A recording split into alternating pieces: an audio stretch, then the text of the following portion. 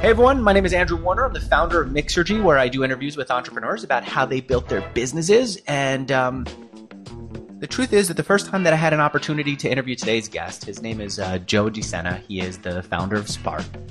Spartan is this race that puts people through all kinds of obstacles. The first time I had an opportunity to interview him, I said, I'm not so sure. I thought it was a small business. And to be honest with you guys, as a runner, I thought that this stuff was just novelty. I used to go do long distance races and I would see people climbing on obstacles and think they're probably not good athletes. They're looking for something to, to entertain themselves. That's fun. That's not real work. Fucking A, I was wrong. I was wrong. First of all, this is a huge business. I had no idea that Spartan was so big. And number two, I think Spartan race is harder than a marathon. It could really kick your ass. And so I sent a letter of apology, an email of apology to Joe. And I said, Joe, I underestimated so much around Spartan. Can I please have you on here to do an interview? And he said yes. And then I think he was messing with me. And I want to find out about that here in this interview. We're going to talk about how he built this race into this thing that's huge, a business and also a movement, and find out if he messed with me. And we're going to do it thanks to two sponsors. The first will help you send out your email right. It's called ActiveCampaign. And the second is a brand new one for me. And I'm going to see if Joe, the guy who's like Mr. Health Conscious, approves of it. It's Athletic Greens. I've never talked about them or tried them before. We'll talk about them both. Joe, welcome. Thanks. Yeah, I'm a big green juice junkie. I got the kids on green juice for the last 5-6 years. So. All right, I'm going to bring this up and ask you because I know you have sharp opinions about what people put in their bodies. But let me ask you this. I scheduled this interview. There are days when I scheduled the interview. The day of the interview, you rescheduled. I scheduled it again the day before. You canceled. I scheduled it again the day. I think you were fucking with me.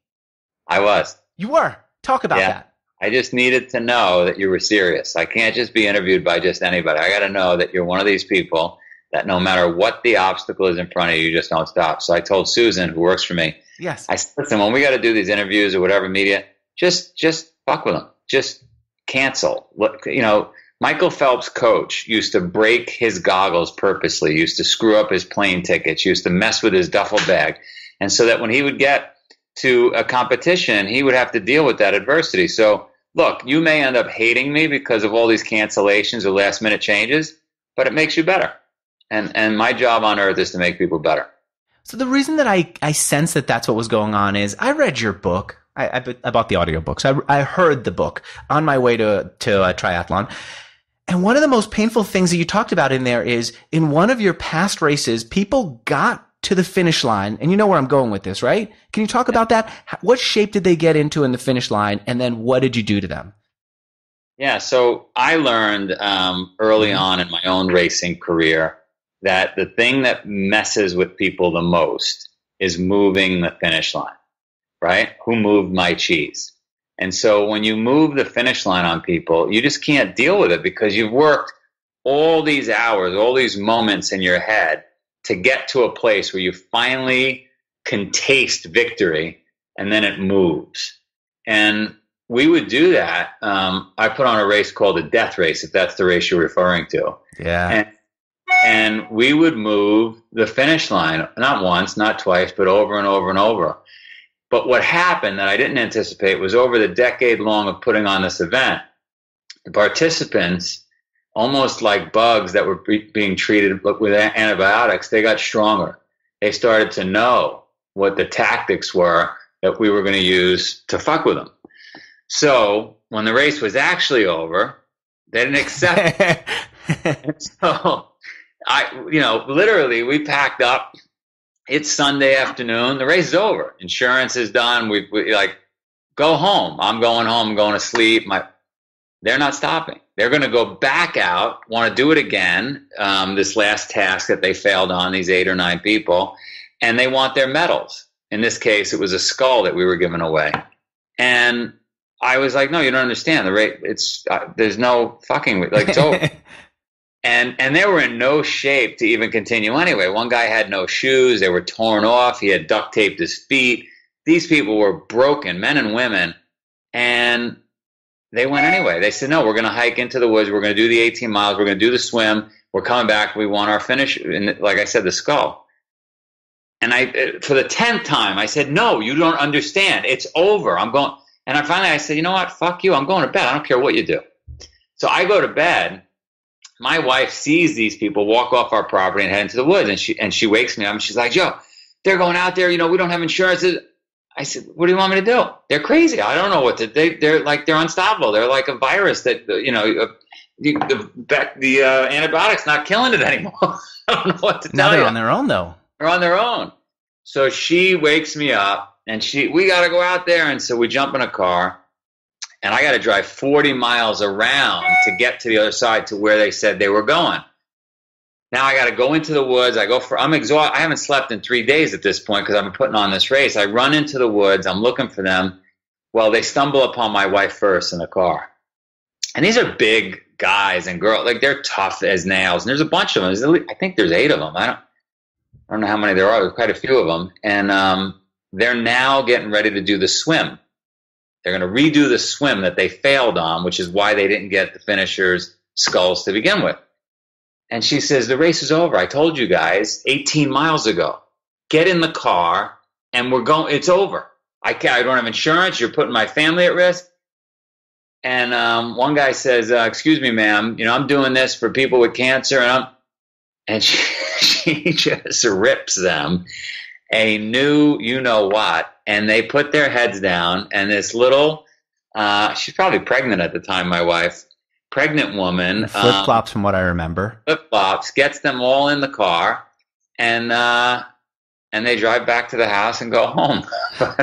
But this is because this is what you do to people. And by the way, I hear some noise in the background. That I'm guessing that's your computer. Can you mute that thing that's dinging every time you get an email? I would love to mute it. I don't know how to do that. So I'm going to click on this thing on the top right of this Apple computer here, notifications, right? My guess is that let's do that notification. My guess is that's Outlook. I don't know. No, do not disturb. All right, let's do that. And that's the other thing that surprised me, that you're a guy with this big business and digital is something that you told our producer a while back. It still makes you uncomfortable. I'm very uncomfortable around computers and all this stuff. I just can't imagine that you would have, as a guy who's so focused, you would have that dinging going off all day long. That would freaking drive me nuts. I'd toss the computer out the window. No. I think, I grew up in a neighborhood next to Kennedy Airport, and there are planes flying in and out nonstop. Within a few weeks, you don't hear the planes anymore, right? Because it just becomes part of your environment. And I think I am bombarded by so much noise and phone calls and emails and podcasts and you name it all day, every day. People walking in my kitchen. There was 5 people in my kitchen a few minutes ago. You called me. It's just one big blur. All right, let's understand how you got here. I mean, I appreciate you doing this. I know you just got off of a flight and you couldn't even find your toothbrush. You found a way to clean up so that we could do this. To understand where here is your revenue. This is the part I underestimated. Can you give me a sense of what revenues were, say, 2016, last year? Yeah, I can't tell you exactly, but you could do the math. So it's 1 million participants a year. Mm-hmm. We average about $100 per participant around the globe. And you could also figure that we do a bunch of business in clothing and merchandise, and we do a bunch of business in sponsorship and partnerships, and a bunch of business in media. So over $100 million. That's what they said. Fucking A, dude. For a guy who at one point you had to beg your friends or ask your friends for money, this is amazing. Let's go back and see how you got here. You were on Wall Street first? What did you do on Wall Street? I was mixing cement I was selling fireworks. Selling fireworks in New York? Fireworks in New York as a kid. Where, like Chinatown or to your friends? No. I was selling them in Queens. And, it was a lot of organized crime where I grew up. And fireworks were one of the things they sold. And I was able to get my hands on them at, my pre-teens. And I did pretty well with that. And then from there, I started a swimming pool cleaning business, which turned into a construction company. And then I sold that. And then a friend begged me to go to Wall Street because he saw my work ethic. And so I went to Wall Street and I ended up building a trading firm. And then I sold that. And I bought a farm. I'm on the farm right now talking to you from the farm in Vermont. And man, if I have a signal, I should show you this farm. It would blow you away. Anyway, this farm is just epic. It's 700 acres in the middle of Vermont. And And while I was here, I had been participating in races for a long time. It was my way to clear my head. That was my vacation. Sorry to interrupt, but before we go into that, let me see if I understand. The pool cleaning business, according to Wikipedia, you sold it for $500,000. Is Wikipedia right? Wikipedia is right. Yes. Okay, but I think they might have your name wrong. They've spelled your name as two different words, your last name, but on Skype you've got it as one. So it should be two different words. My wife hopes that's my digital incompetency. Okay, all right. And then this thing that you did on Wall Street, what's the brokerage firm? What did you guys trade? You were trading derivatives? Derivatives and equities, yeah, for banks and hedge funds. Okay, what kind of derivatives? So mostly equity, single stock option derivatives. Okay, so just the right to buy or sell a stock. Correct. What made you so different from all the other guys in New York who were doing that? I was exactly like all the other guys. There's no reason that Goldman Sachs or Morgan Stanley or Credit Suisse should have been our customer, except I provided tremendous service. I was available 24 hours a day. We outworked everybody else. If we got a bad price in the market, we gave them the good price. We took a loss. I attribute success, if that is what you're trying to dive into here. I attribute success to that ability to go above and beyond what anybody else will do. So what's an example of something you did back in the Wall Street days, other than being available 24/7? What else did you do? Yeah. So what's one time that you stretched? Mm-hmm. So for example, on the Russell rebalance, which was a big rebalancing day of a bunch of securities, we were known to be the biggest player in the market. We could trade 300 million shares of stock on that day. Why? This tiny little firm. Why? Because we worked our asses off, right? We had communications into all the banks, all the hedge funds. We had information. There was nothing illegal about it. It was just that we built relationships that were so strong. Those bonds were so tight with all these different players in the market that we gave people an edge. And that edge meant that they were willing to pay us a penny or 2 pennies a share, or $1 or $2 a contract. And we had a hell of a business. And for me, it was a big deal because I was mixing cement and cleaning swimming pools just 5 years before that. So to be on Wall Street rubbing elbows with the big boys and big girls, I don't know. I felt like a big man on campus. It was an awesome run. I've heard you say that you made a small fortune on Wall Street. What's the size of a small fortune at that point? We can say it because you lost it all, right? So what's the amount? I did good. I did well. I was multi-millionaire? Yeah. I was doing very well. On the personal side, I saw you at a dinner once. You were the center of attention at the whole thing because you tell these fantastic stories and you got this charisma. Paying the bill. What? I was probably paying the bill. That's why I was. No, you weren't. This was Jason Gaynard's mastermind dinners. That's another time where I said, "What the fuck did I do? I didn't have this guy on. He's such a good storyteller. He's such an interesting life." Like you're talking about, someone was screwing with you. You decide to buy the property out from underneath him. You build a hotel. The thing that I was wondering though is, you had this money at that age. You had the charisma. Were you dating a lot? Were you like fully in yourself, or were you one of these schlebby guys in New York who had money but didn't even know how to say hi to the waitress? I think I always had a lot of energy. What I never was, I'm not one to stay out late. I'm not incredibly sloppy. I would entertain a lot, but I would typically disappear. So I'd set up the table, I'd pay for everything, and then I'd sneak out because I really wanted to be up early. I'm a very productivity-driven person. I'm a one-woman guy. I had a girlfriend at a very young age for a long time, and then I met my wife, and so I'm not. Yeah, you're getting things done. So you might bring together people for a dinner, pay for the dinner, just so everyone gets to know you and get to know each other, and then you're sneaking off so you can get some rest, do your stretches and burpees, and wake up. Yeah, I sneak out well before the night gets going. I mean, there were a few nights in there I can remember where I'd stay out late, but typically. Yeah, I like to wake up. I'm a 5 a.m. person. I like to go get a giant bike ride done or a run or burpees or something. And then if you're waking up at 5, what time do you go to sleep? I'm in bed by 10, 11. Okay. All right. Okay. So then you start doing these races. I understand it. You're running. You're doing Ironman. You're competing. Is it 12 Ironman events that you did? 21. 21. ultra marathons. You did the Badwater Ultra, which is so sick. I love reading about people who do it.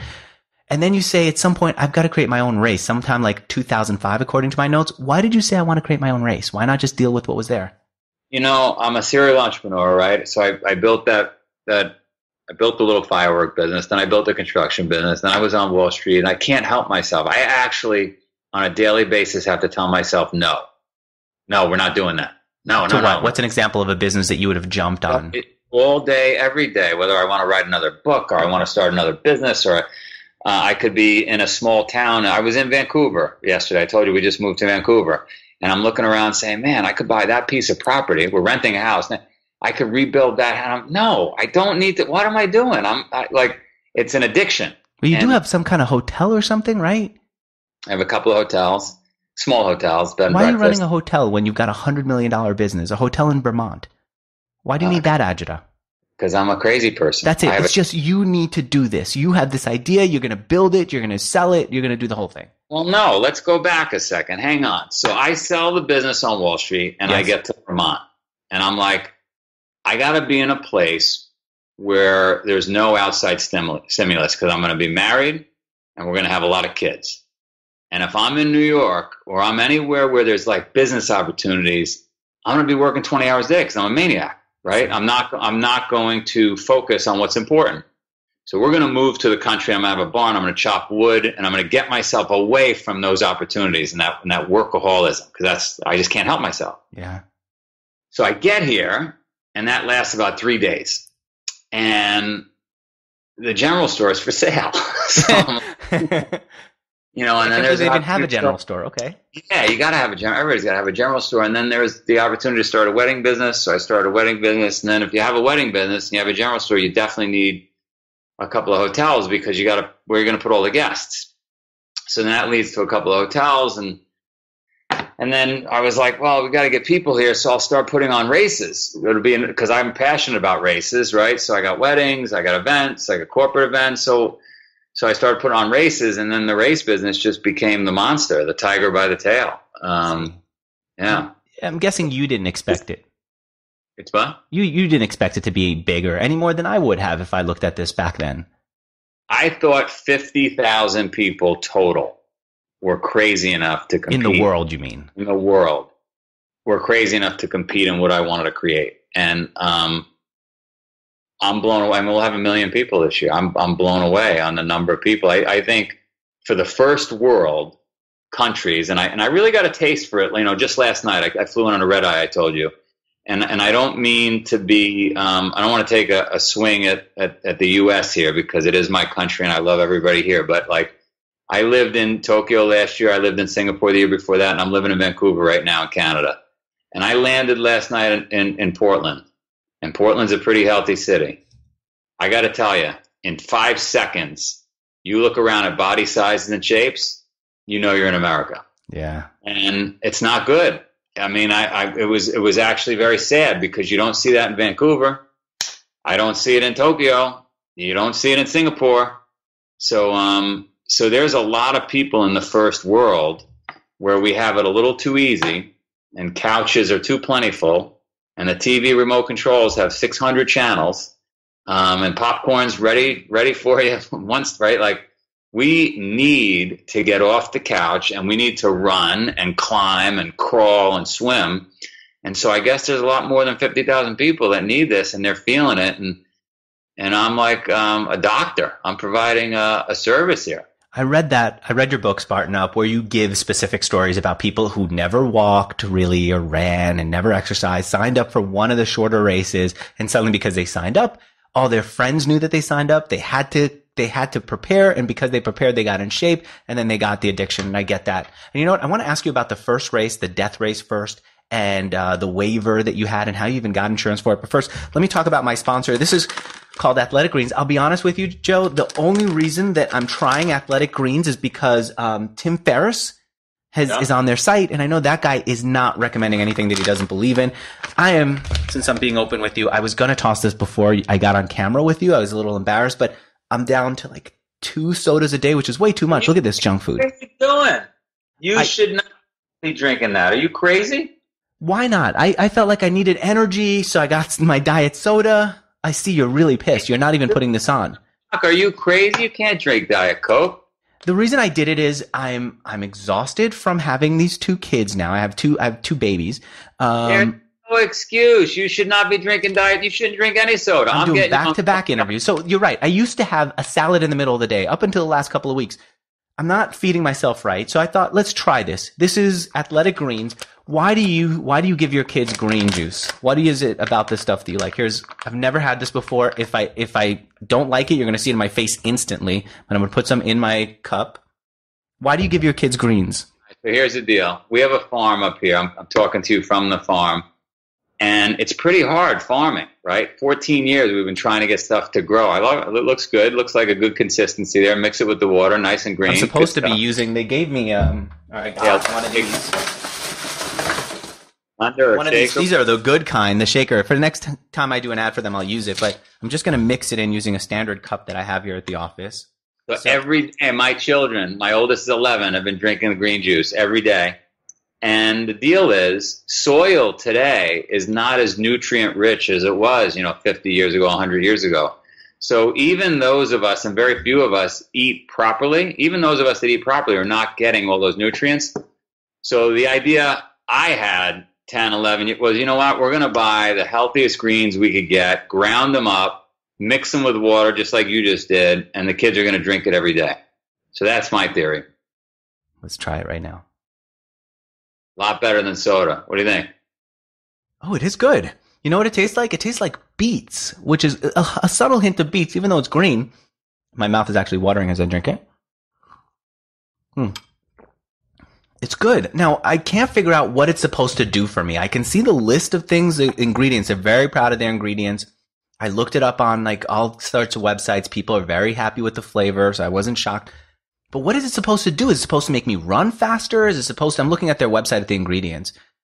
I don't get it. They say there's prebiotics, probiotics. What is a prebiotic? What is a probiotic? Yeah, so listen, you need good gut flora, right? Mm-hmm. Inside your stomach, you need all those bugs, the good bugs in there that are sending signals to the brain that are giving you all the things you need to digest foods properly and get everything you can out of foods that are getting your digestive system working properly. It was Hippocrates, right? He said, let food be thy medicine, medicine be thy food. And at the end of the day, if you're getting sick or you don't have energy, and it sounds like I'm doing this commercial with you, but I'm really not, it means there's something wrong with your stomach. So most of us are eating too much processed food. I can't believe you just showed me that can of soda. I'm thinking of jumping on a plane and coming to visit you. Seriously. You know what? I as I said, I was trying to hide that from you, and then I looked at your face and I thought maybe he's going to through memory, just say the things that he usually says when he has more energy. But I saw you really get upset. I saw your eyes, and then it was like this good nature upset because I've got to maintain I'm a friendly person, but what the fuck is this guy doing? Can't believe you pulled out a diet. So you don't even know. I fired people in our office for drinking soda. Really? Yeah, you must have done the research and did that just to taunt me. No, not about that. I did know for sure. That's why I checked with you. I said, look, I'm going to talk about Athletic Greens. I know that you're very serious about this stuff. Do you hate green juices like this? And so I wanted to check in. Usually I don't mind if a guest does not like the product. I like talking about it, but I was a little afraid of your attitude about some of the food. So I'm glad that you said it was okay. All right. So no more sodas for me. Here, I'm actually going to make this promise to you right now. I've been buying here. Oh, it's not here. I've been buying them by the caseload since the last child was born. I swear. Delivered in the office. The receptionist puts it in the fridge in just the right spot for me. I'm going to promise right now, no more diet soda delivered in the office. More so. Right now, just because of your face, I'm so. I am a little scared. You've got this face that makes me feel like I'm going to get my ass kicked. They say that about me, and I try to tell my wife, listen, I'm happy all the time. I just don't have a happy face. It feels good natured. You feel like you care, and even though you don't know me from Adam, I feel like you love me when you're saying this and you care, but still, what the fuck are you doing? I got this sense in your eyes, both sides of that. I've been walking on the street and I've pulled sodas out of people's hands that I don't know. Really? I'll take a cigarette out of somebody's hand. Are you like, what the fuck are you doing, dude? Wow. Has anyone ever hit you? No, thankfully, knock on wood. All right, so you come up with this death race. The 3-word waiver is what? You may die. Or I may die. You may die. You may die. So they sign the thing, and you Yeah. get an insurance company to okay this? I didn't realize you had insurance.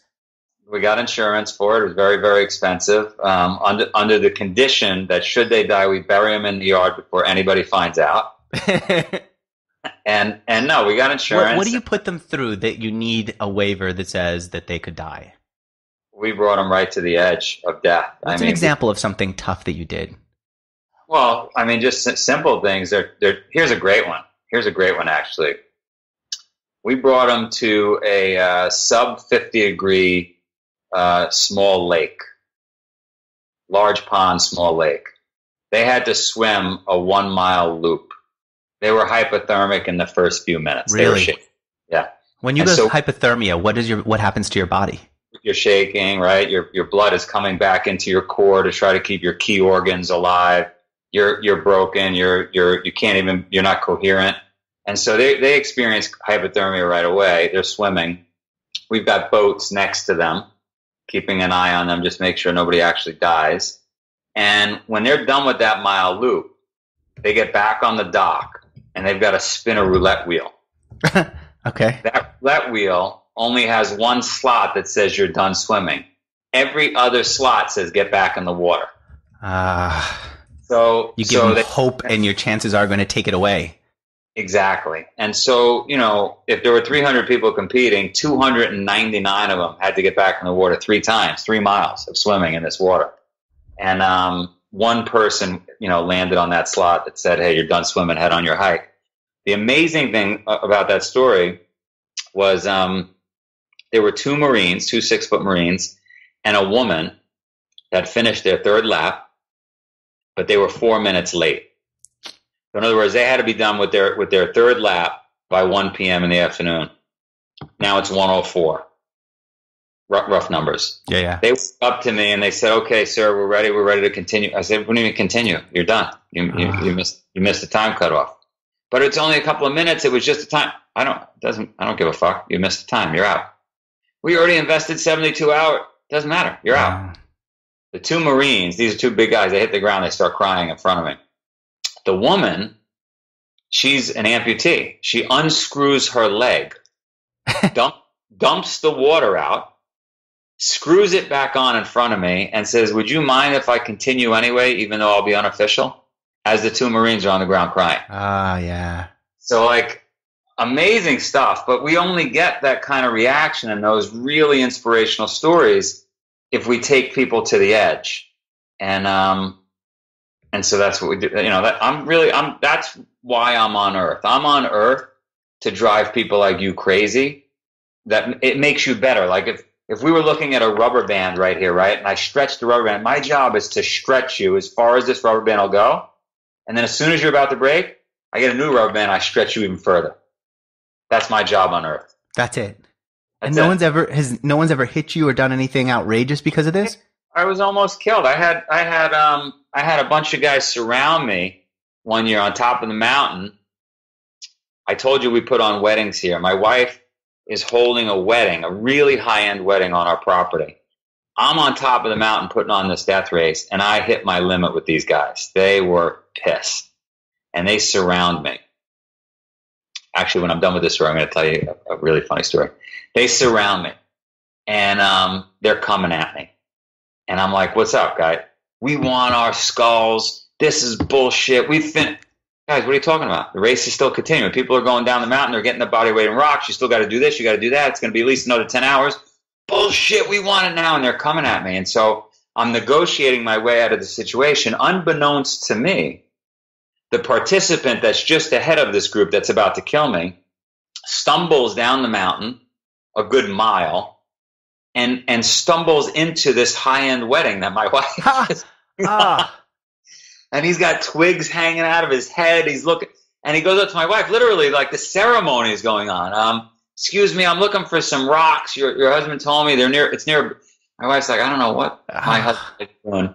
Get back in the woods. We're in the middle of a wedding. So as these guys are about to kill me, this guy comes back up to the top of the mountain, and he literally saves the day for me. and says, "Sir, I'm sorry. I was looking for the rocks. I think I found your wife and a wedding going on. I went in the wrong direction." That calmed the situation down. The guys left me alone, and never to speak to me again for a year. I then get an email that says, "Joe, you got in our head. You broke us. We apologize. We want back in." Oh, wow. And have become great friends since. And so that's happened a few times where folks I pushed them, just over the edge, and only to come back later and say, "Hey, they're sorry for losing their cool." You know what? I have a note here to ask you about your wife and how you met. I totally forgot the answer to that. I'm sure I knew it, but that's the problem with letting these interviews go for so long. I barely thought that you were going to do this interview. I said, I'm going to have an extra hour. I'll do some work here, and Joe's got me, but I'll get him before the end of the year. How did you and your wife meet? So my wife, I met her at a race. A guy had talked me into a funny race. It was not something I was normally doing. And I decided to do the swim of the race, which I was not supposed to do. My team had me carrying a weight on the beach, doing a run. When I got done with the weight on the beach, I tagged my teammate who was going to do the swim. He went and did the swim, and I sat there and I looked at the water. And the one thing I'm afraid of is sharks. Really? Okay. It's a good thing to be fearful of. And so I like to face my fears. So I was like, fuck it, I'm going to swim it. So even though it didn't count, I just was going to go swim it anyway. When I got out of the other side of this swim, I had no shoes. Everybody else who was officially doing the swim had their shoes waiting for them on the other side of the swim. So I was running around on these sharp rocks, and I was hopping on my feet, and I meet this cute girl, gorgeous girl, my wife, and she says to me, "Hey, because I look weird, I don't have shoes on. What are you going to do? You're going to hurt your tootsies." Anyway, fast forward, I leave this race, and it keeps playing in my head. One, she's gorgeous, but two, that's a word my mother's family would have used, tootsies. Mm-hmm. I got to follow up. So I call the place she said she worked. I only met her for a minute or so. And I asked the receptionist, I said, "I met this girl, Courtney, whatever. So we can give you her email." So I thought, I only got one shot with this email. Let me shoot an email. I'm going to have to put something in there that gets her to respond. So I wrote, "Listen, I'm building this all-female adventure racing team, and you looked really fit and really like you'd crush it on the team." And so she responded. And so then to play along with this elaborate lie I was putting together in order to convince her to date me, I said, "Why don't we go on a training? We'll spend the day training so I could see if you'd qualify for this team." So the first date, I was considering it a date. She was considering it training. A training was an 8-hour kayak. And so I figured if I was out in the boat with her for 8 hours and there was no food or water, she would get delirious and like me. And so from there, I convinced her to then come to one of the races I was doing over in Europe, which led us through on the way to the race, or on the way coming out of the race, to Monte Carlo. And we were driving by a casino. At this point, we knew each other literally a week. We had been on the 8-hour. We met at the race for a few minutes. We had been on the 8-hour kayak. And now we just flew to Europe, and we were in a car, and we were getting to and I said, "Let's stop in the casino. We'll bet on the roulette wheel." There's a pattern here you're seeing. I remember this. Yes. And I said, if it lands on red 36, my number, we'll get married on the spot. If it lands on black number 8, you leave. We never see each other again. And it hit red 36. It hit my number. So she called like, "Bullshit, timeout, no way, do it again." And I said, "Okay, if we do it again, if it lands on green 0, you get a tattoo. If it lands on 00 green, I get a tattoo." So it landed on green 0. She had to get a tattoo. And she started crying as the tattoo artist was about to give her a tattoo. So I took that tattoo for her. And we ultimately got married. So it was a good night of gambling. Courtney Lawson, right? Yeah. Why didn't you take your last name? Why didn't I take her last name? Oh, well, why didn't she take your last name? She did take my last name. Oh, she did? Yeah, she took my last name.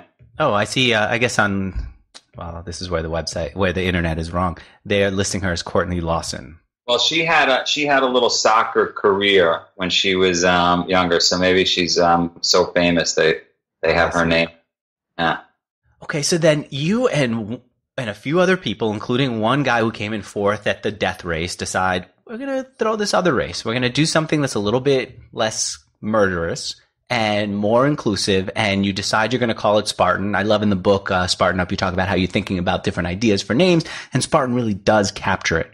And so you start the first one. Who puts together all the obstacles? How do you figure out what to do? How do you get people to come to the first one when there's no history of it? It was a complete shit show. It was not easy. I had a bunch of friends helping. A buddy of mine was putting on some races where he would get 100 or so people. Everybody chipped in. It got to a point where we were about a month away from the race. There weren't going to be enough people. I was going to lose a ton of money. So I got a couple of college kids to go door to door. One of those college kids still work for us today, but they literally went door to door, knocking on doors, convincing people to consider coming to the race. I think we ended up with 700 or 800 people. Where was this that he was going door to door?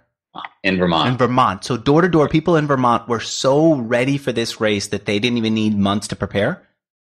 Yeah, they didn't need run. People were so excited. They were so enamored by this idea of coming out and getting a little adventure. I think our first event we put on was 3 miles. That they rolled the dice. They joined some friends and they came out. What was it? How did you position it? How did you explain it so that people knew what it was? To call it an obstacle race is silly. What's the phrase that you used that got people to understand what you were putting them through? I think we got really lucky with the name. I think the name Spartan, as you said earlier, really says it all. And it was Spartan Race at that time. We hadn't shortened it to just the word Spartan. So between that and some imagery and some really exciting babble as you spoke to people, right, and trying to convince them, and some salesmanship, they got pumped up. There's not a lot to do in Vermont, and so the fact that there was an event up here got them out, and then from there we went to New York. From there, went to Massachusetts, went to Montreal, went to the UK, and now it's 35 countries and 200 events a year. Richard Lee was that fourth place person who co-founded Spartan with you. I'm seeing an article here in the Daily Mail about how he lied that he was in the Royal Marine, that he was a Royal Marine. Yeah, Richard wasn't. I don't really have a negative thing to say about Richard, and I'll explain that to you. When he met me, and let's back up a little bit. So we're knocking on doors, and I meet this guy, and his name's Richard Lee, who comes walking off the Appalachian Trail, because the trail runs a couple of miles from our house here in Pittsfield. And he comes into the general store that I told you I own. And what are you doing? Just like we talk to anybody in Vermont. Ex-Royal Marine, I broke my leg during Royal Marine train, whatever he called it, because I was not military, so I don't know. Yeah. And we're just hiking the trail, me and my girlfriend. His girlfriend was Salika. I said, well, I'm putting on these races. How would you like to help out? We got this race coming in 3 months. Would you like to jump? He's got his English accent. Yeah, I'm all for it. So he jumps in and he helps out. And as we're getting ready for that event, I'm putting on a death race on the farm. He raises his hand and says, I'm in. I'm going to do the death race as well. Death race and help you with Spartan. I'm going to help you with Spartan, and I'm going to compete in the death race. And I said, great, I'm going to compete as well in the death race. And we had, another 100 competitors or so. And one was a U.S. Marine, Tom Worthington. Then you had Richard Lee, who told us he just got out of training in the Royal Marines. And then you had me, and then you had a bunch of other competitors. Well, Tom Worthington, the U.S. Marine, and Richard, the kid we just pulled off the Appalachian Trail, they beat me. They both beat me by like an hour, young bastards. So the news picks it up, and the news goes wild around the world, right? U.S. Marine, Royal Marine tie at the finish line. Well, I suspect, and again, I got nothing bad to say about Richard, because he really, I suspect at that moment in time, he obviously knew that he wasn't officially a Royal Marine, but he did go into training. Now, what I understand it to be is in the U.S., if you and I joined the Marines, we could call ourselves Marines even if we didn't finish the basic training. That's what I understand. In the UK, you can't. In the UK, you've got to get to that last step and actually pass the test. I see. And so my understanding is that even though he put his year in or whatever it was in time, because he didn't complete that final task, he can't use that word. When he used it with you because he was just meeting you and just talking and wasn't being official, then the media picked it up and it stuck.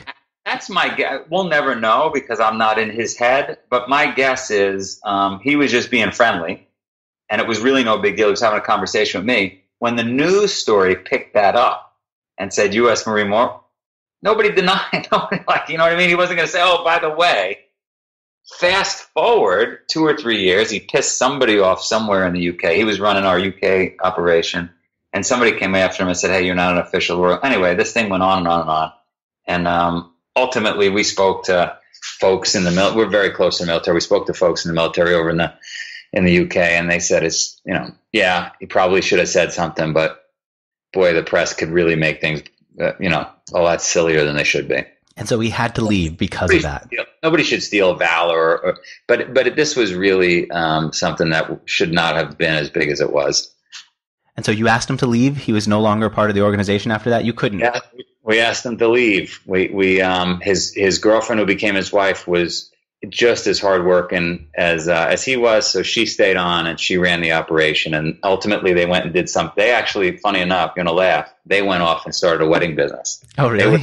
They were so enamored with the wedding business that I had going on in Vermont. They started one in the UK. I see photos of him here. I think it's him and his wife, and he's thin. He's super thin. He doesn't look badass. Don't even upset me that he beat me.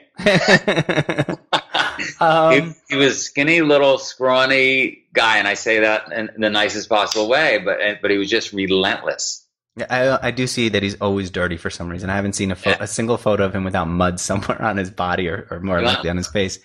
All right. I want to come back and ask you about, was the first website you had, it was SpartanRace.com? First website we had was probably SpartanRace.com. Yep. Yeah, I'm looking at it. There's something that just stands out that I got to bring up to you. But first, my sponsor is ActiveCampaign. If you guys are out there and you understand that you need to do email marketing, and frankly, you know what? I should talk to someone on your digital team because I wonder if you guys are on this. You have a huge email list, don't you? We have a big email list. I'm on your mailing list. Everything comes directly from you. I wonder if you guys if I do a race, will you follow up and say, hey, Andrew, you did this race last year. We're going to come back again. Or, hey, Andrew, you did a race in this city. We're going to do another one in another city. I want you to fly out. The reason I say this is because you write do you still write the emails yourself? Not all of them, but yes. They come very personal. They actually are readable. It doesn't feel like it's some corporate newsletter. I think you get that right. What ActiveCampaign will add to your business and other businesses like it is the ability to target, the ability to say, here's a guy who checked out this one race in New York City 5 times, didn't sign up, came back again next month 5 times, didn't sign up. We're going to target that person and say, hey, if you have not signed up for New York, you have an opportunity right now at 5% discount, or else I'm going to come to your house and I'm going to kick your butt. That ability to target based on what people are doing on the web, what they're doing in email, what they're doing in general allows you to not just write personally, but target personally. You're gearing up to say something. I could see it, Joe. What were you going to say about it? Well, I was just thinking if they could, what I want to do is I want to have a black Spartan van that shows up at their house and just rip off the couch. So if they could work with me on that, it's a little old school.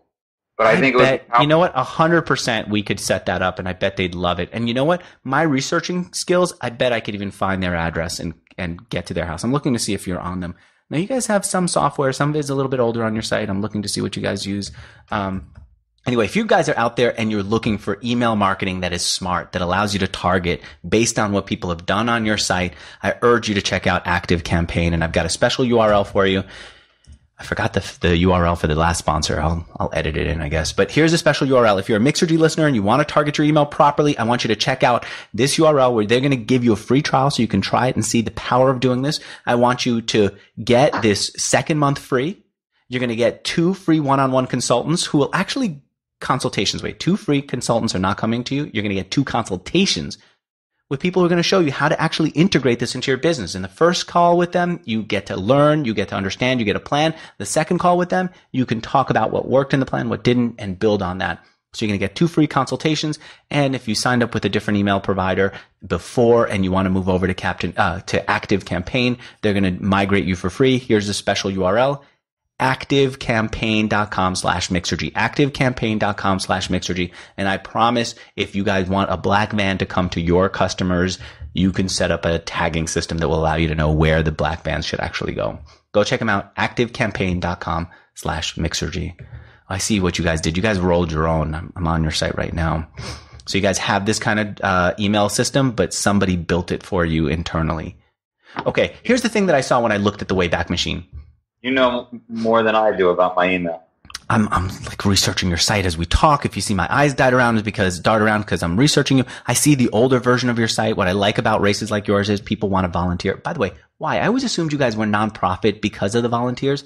Why does a for-profit business get volunteers?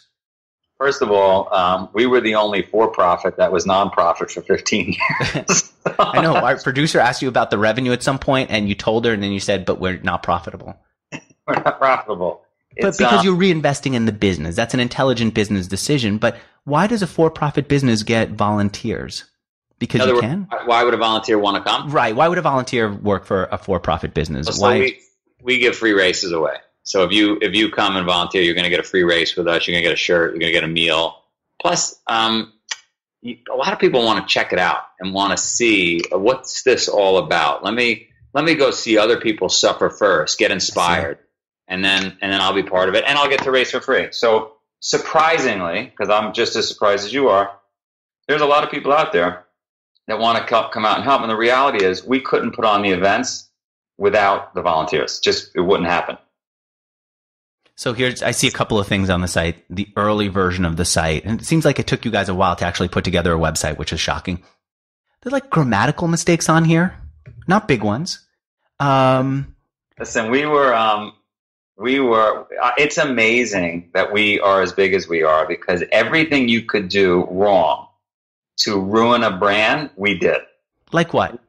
We just screwed the whole thing up. But, in the early days, my assistant said to me, who was only working for $2,000 a month. I said, the policy when we started was, anybody who works for us gets paid $2,000 a month. It doesn't matter. That's it. No matter what. Doesn't matter. No matter what. It's $2,000 a month because that's all we could afford. And my assistant, she might not have even been getting paid the $2,000 a month. I don't know. She said, we got to invest in a CRM. What's a CRM? She went through the whole thing. And I said, look, there's only going to be 50,000 people globally that even want to do this. I've been losing money forever on you don't know this, but Spartan, and all the races I've been putting on since 2001. So from 2001 to 2015, I lost money. It lost money, right? So there was no way I was going to invest in technology with this continual loss of money. And, in retrospect, I wish I had listened to her because had I had proper systems in place, CRM, oh my God, we would be 3 times, 5 times what we are today.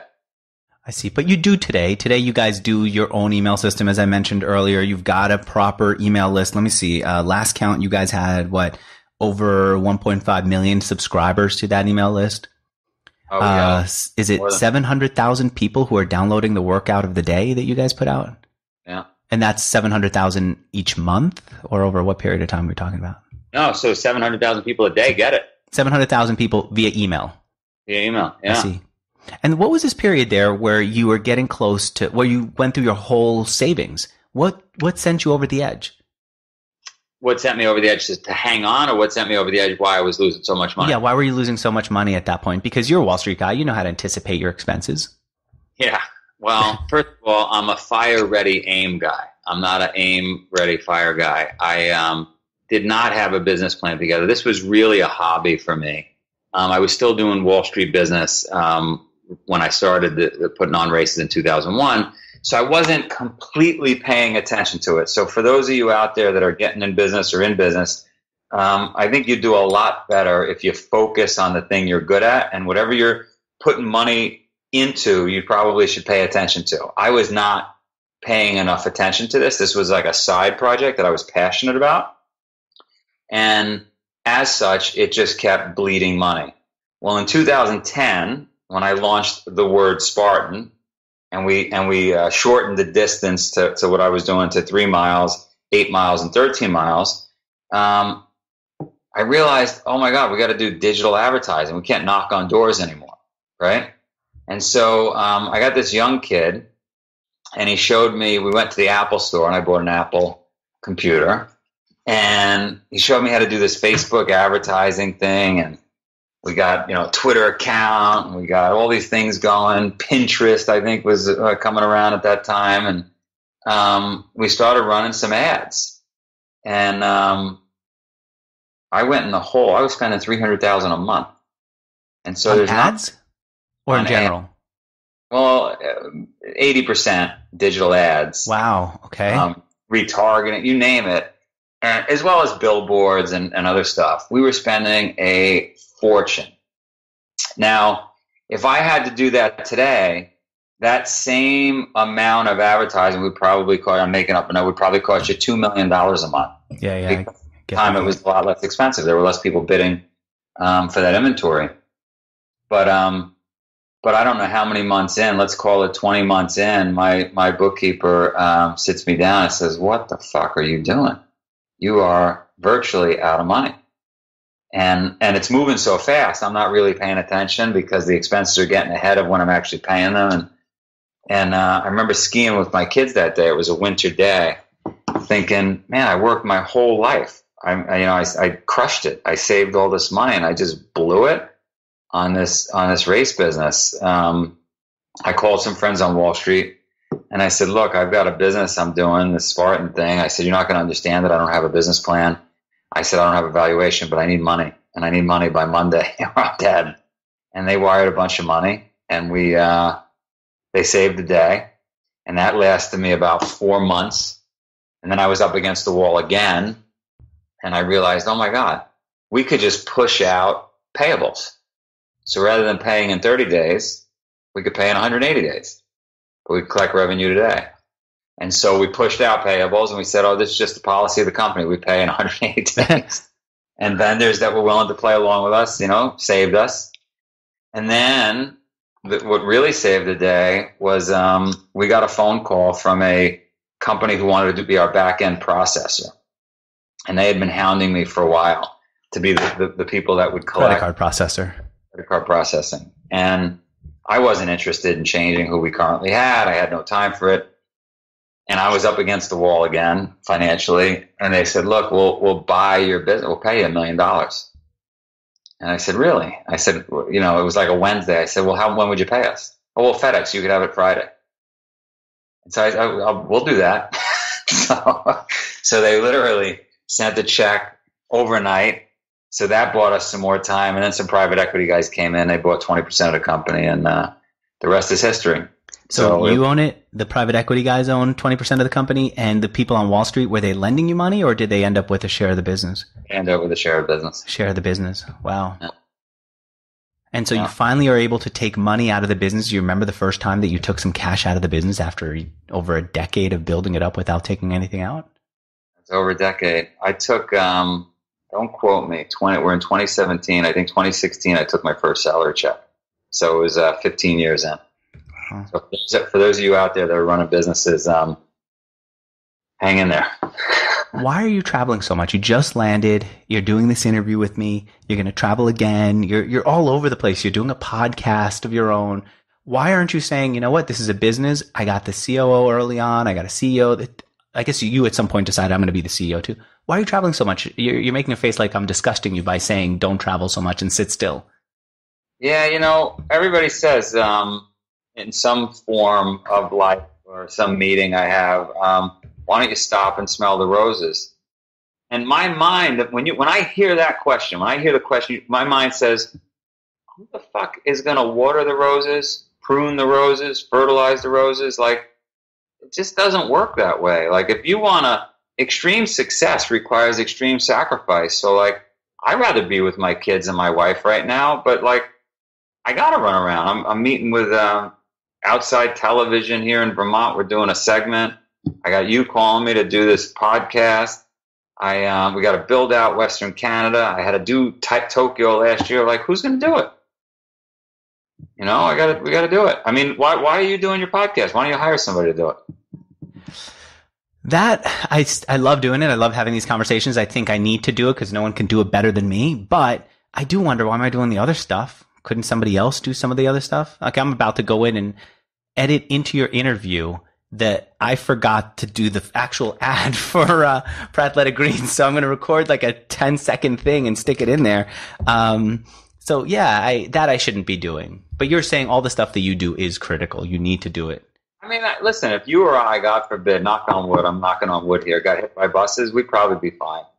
Somebody would pick up where you left off, somebody would pick up where I left off, and, we're all replaceable. But, I don't know. Maybe I'm I'm definitely a workaholic. I definitely am addicted. It seems like it. I met a guy today, he was like 80, and he's been running his business for 60 years. And I said, what are you doing? And he said, if you don't have purpose in life and you don't wake up looking to go conquer something, he says, you die. So I just want to keep going and live. So I said, all right, I guess I'm on that same path. And so I guess you are too. All right. You were going to show me earlier around, but we were worried about the internet connection. Do you feel good about now lifting up whatever device I'm talking to you on? Just like, let's take a look around at where you are. Let's see if this works. There's a chance. Where are we? So you're back at home now? I'm at home in Vermont. Let's Okay. see what we got here. Hang on. If we lose you, I'm going to say goodbye right now. It won't be rude. I won't call you back. I'll give you some time to... Don't call me back. If we disconnect, we never talk again. That's the deal. We'll talk again at dinner or something. Oh, look at that. You see that? Yeah. That we didn't have. I grew up in Queens, too. We didn't have that in Queens. There we go. It's like a red barn. You're back? Yeah, kind of. I think you might need to go back inside. I think the connection's not very good out here. I might be able to get you in here. Let's see. Check out the video for anyone who's listening and not watching. Just froze on a red barn, beautiful lawn. We might have just lost Joe. Can you see me? No, not yet. I want to try turning the video off and on again. That could do it. Am I with you? I can. Oh, there. Yeah, now I can see you. So you're back in the house? You going downstairs? I'm in the barn. I'm trying to show you. I can't really walk out of the house, but you'd be blown away if I could show you the mountain. What do you do with that mountain? We got our own mountain here. We put in a stone staircase. It's 1,000 steps. We made the participants of the death race put in a. You made the participants put in 1,000 steps. One year. Yeah, it's pretty epic. So if you ever come here, you get to run the stairs. I'd love to try it. All right, and if I come, I will be coming without soda. I will be drinking green juice from now on. No more soda. Joe, I think we've lost the connection here. So if you can hear me, I'm going to say thank you for being on here. If you can't, I'll find a way to send you a text message saying thank you. For everyone who's listening, go check out Spartan.com to get more info. And the two sponsors that I had were ActiveCampaign.com/Mixergy and athleticgreens.com/Mixergy. athleticgreens.com/Mixergy. Thanks, everyone. Bye.